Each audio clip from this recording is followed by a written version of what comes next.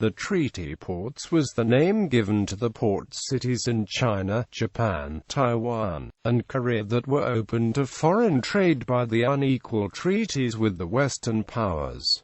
Chinese treaty ports. The British established the first treaty ports in China at the conclusion of the First Opium War by the Treaty of Nanking in 1842, as well as ceding the island of Hong Kong to the United Kingdom in perpetuity. The treaty also established 5 treaty ports at Shanghai, Canton, Ningpo, Fuyao, and Amoy. The following year the Chinese and British signed the Treaty of the Bogue, which added provisions for extraterritoriality and most favored nation status from the latter country. Subsequent negotiations with the Americans and the French led to further concessions for these nations on the same terms as the British. The second group of treaty ports was set up following the end of the Arrow War in 1860, and eventually more than 80 treaty ports were established in China alone, involving many foreign powers. Foreigners,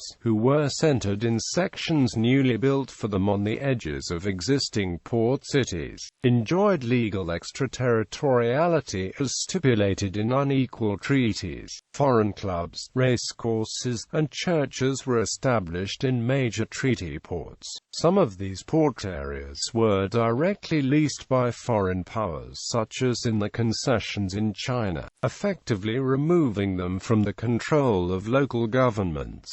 Chinese capitulation treaties. The treaty port system in China lasted approximately 100 years. It began with the 1841 Opium War and ended with the 1941 attack on Pearl Harbor. The major powers involved were the British, the French, and the Americans. Although by the end of the 19th century all the major powers were involved, including Latin American countries and the Congo Free State, it is not possible to put an exact date on the end of the treaty port era. The Russians relinquished the treaty rights in the wake of the Russian Revolution in 1917, and the Germans were forced to concede the treaty rights following the defeat in World War I. Norway voluntarily relinquished its treaty rights in a capitulation treaty of 1931.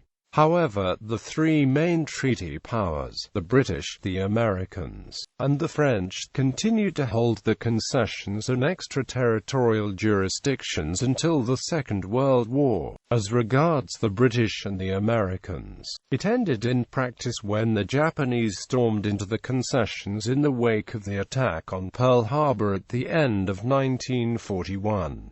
They then formally relinquished the treaty rights in a new equal treaties agreement with Chiang Kai-shek's nationalist government in exile in Chongqing in 1943. Meanwhile, the pro-Japanese puppet government in Nanking signed a capitulation treaty with the Vichy French government in 1943.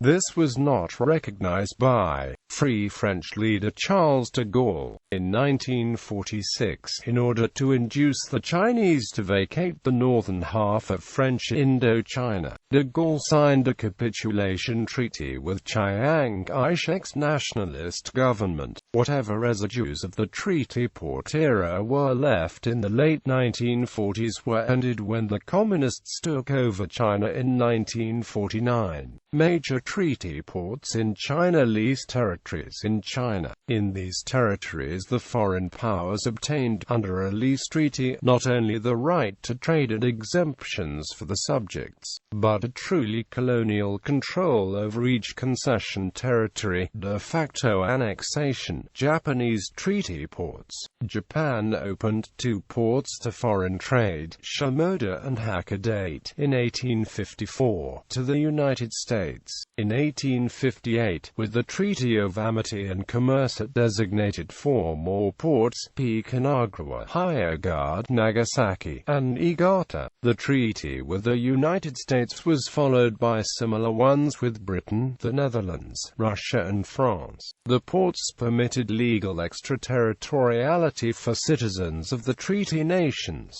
The system of treaty ports ended in Japan in the years 1899 as a consequence of Japan's rapid transition to a modern nation. Japan had sought treaty revision earnestly, and in 1894 signed a new treaty with Britain which revised or abrogated the previous unequal treaty. Other countries signed similar treaties. The new treaties came into force in July 1899.